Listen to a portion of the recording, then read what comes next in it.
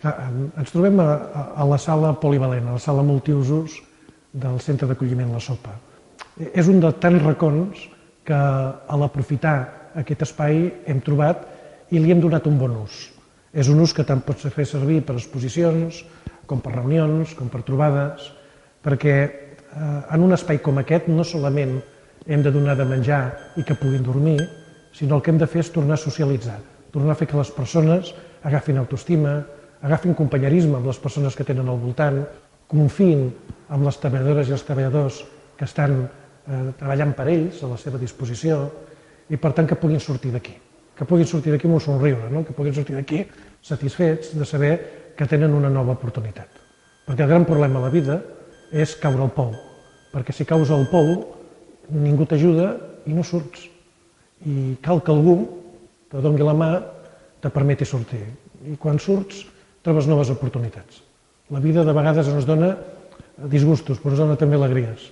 Els que estan aquí han tingut molts disgustos seguits, molts problemes seguits. I això cal que tornin a confiar.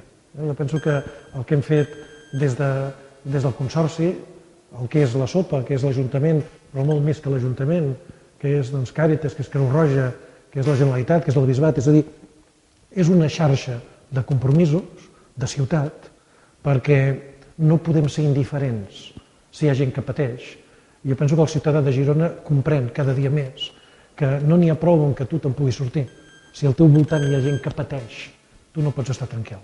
Jo penso que aquesta ciutat o aquesta societat compassiva, aquesta ciutat que no es mira solament ell mateix o el seu malic, sinó que mira al voltant, aquesta és la societat i la Girona que hem de construir, entre tots.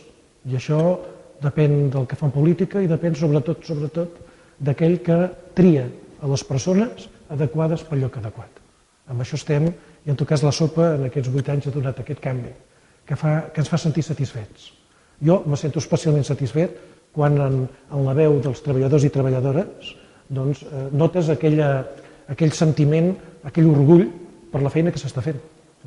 I això es traspua a les persones que estan aquí. Jo espero que també els ciutadans cada dia més això ho coneguin i, per tant, a part dels grans monuments i el barri vell i aquestes coses que a tots ens agraden, quan diguin la Sopa, realment estiguin satisfets que Girona tingui la Sopa.